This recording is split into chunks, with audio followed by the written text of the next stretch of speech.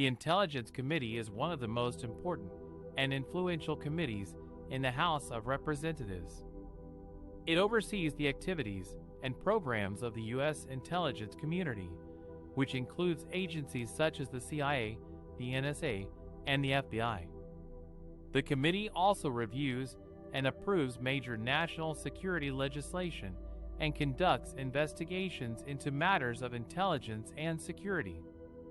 The chair of the Intelligence Committee is a powerful position that sets the agenda and direction of the committee's work. The chair also has access to classified information and briefings that are not available to most members of Congress. The chair is appointed by the Speaker of the House, who usually consults with the minority leader and other members of the committee. However, in a surprising move, the coalition has delayed the appointment of a new chair for the Intelligence Committee for several months. The previous chair, Adam Schiff, a Democrat from California, was removed from the committee by Speaker Kevin McCarthy in 2023.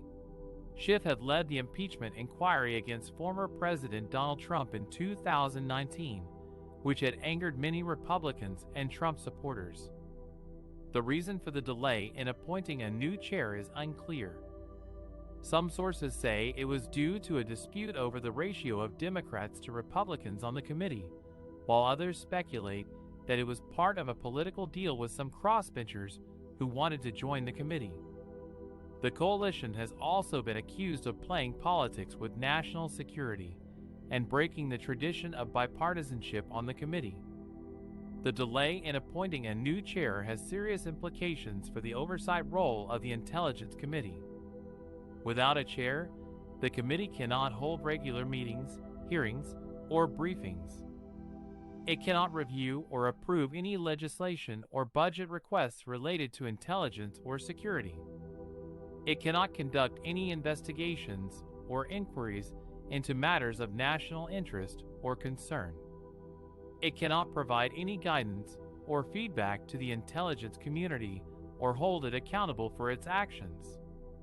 This means that the intelligence community is operating without proper oversight and scrutiny from Congress. This could lead to abuses of power, violations of civil liberties, or failures to protect national security. It could also create confusion and uncertainty among the intelligence agencies and their partners about their roles and responsibilities. It could undermine public trust and confidence in the intelligence community and its work. The coalition's delay in appointing a new chair for the Intelligence Committee is undermining its oversight role and jeopardizing national security. It is also disrespecting the importance and prestige of the committee and its members.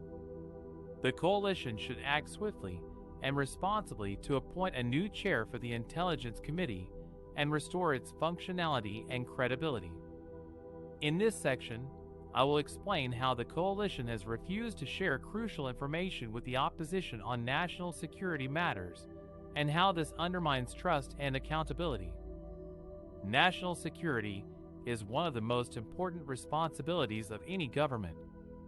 It requires cooperation and consultation between the government and the opposition, as well as with other stakeholders such as security agencies, allies, and partners.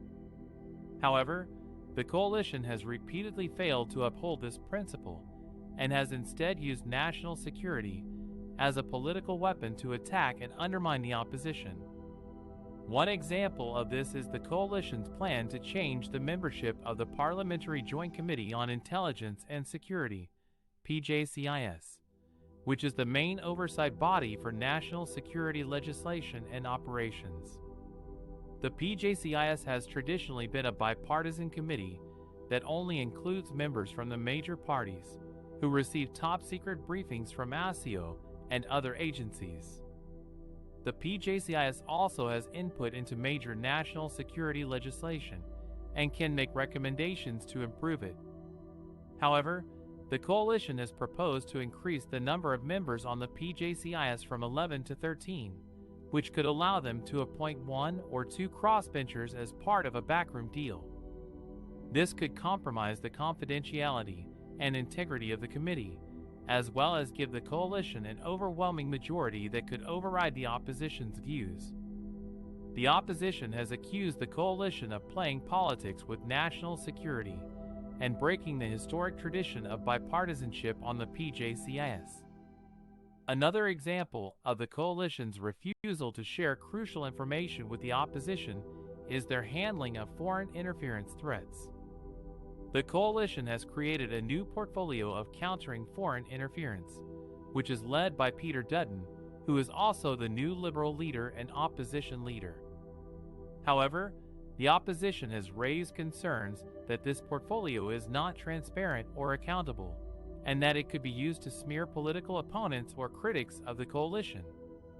The opposition has also criticized the coalition for not providing them with adequate briefings on foreign interference issues, such as cyber attacks, espionage, or influence operations. The opposition has argued that they need access to timely and accurate information to perform their role as a constructive and responsible alternative government. The opposition has also called for more public awareness and education on foreign interference risks and how to counter them. By refusing to share crucial information with the opposition on national security matters, the coalition is undermining trust and accountability in our democracy. They are also weakening our collective ability to respond to emerging threats and challenges in a complex and uncertain world. National security should not be a partisan issue, but a shared responsibility that requires collaboration and respect. The coalition has a long history of undermining the Intelligence Committee and the opposition, using it as a platform to attack its political rivals and deflect criticism from its own failures and scandals. In this section, we will examine some of the ways the coalition has abused its power and influence over the Parliamentary Joint Committee on Intelligence and Security, PJCIS, which is supposed to oversee Australia's national security agencies and legislation. One of the most recent examples of the coalition's interference with the PJCIS was its attempt to change the composition of the committee by adding 2 more members, potentially from the crossbench. This move was widely seen as a political ploy to gain support from independent MPs and minor parties for its controversial legislation, such as the Encryption Bill and the Foreign Interference Bill. The opposition accused the coalition of playing politics with national security and breaking the tradition of bipartisanship on the PJCIS. The opposition also argued that the proposed changes would increase the risk of classified material being leaked, either intentionally or inadvertently, by members who are not from parties of government. The PJCIS regularly receives top-secret briefings from ASIO and other agencies, and has access to sensitive information that could compromise Australia's security interests it disclosed. The opposition said that only members who are likely to form government should sit on the committee, as they have a greater responsibility and accountability for national security decisions. The coalition's proposal to alter the PJCIS was not only opposed by the opposition, but also by former members of the committee from both sides of politics. Former Liberal MP Andrew Hastie, who chaired the PJCIS under the Morrison government, said that he was very concerned about the plan and that it would dilute the committee's effectiveness. Former Labour MP Anthony Byrne, who was deputy chair of the PJCIS for 15 years, said that he was appalled by the proposal and that it would destroy the committee's reputation.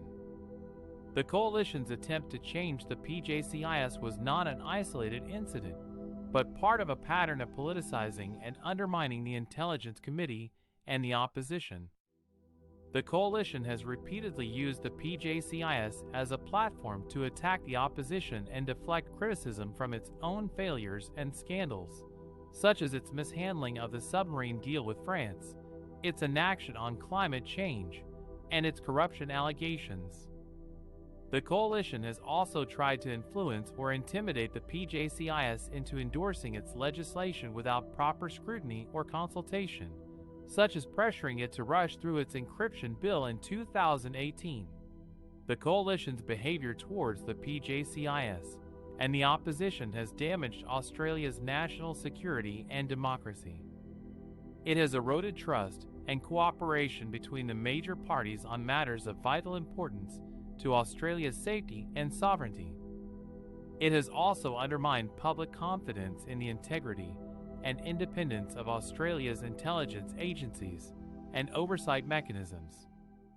The coalition has shown that it is willing to sacrifice Australia's national security interests for its own political gain.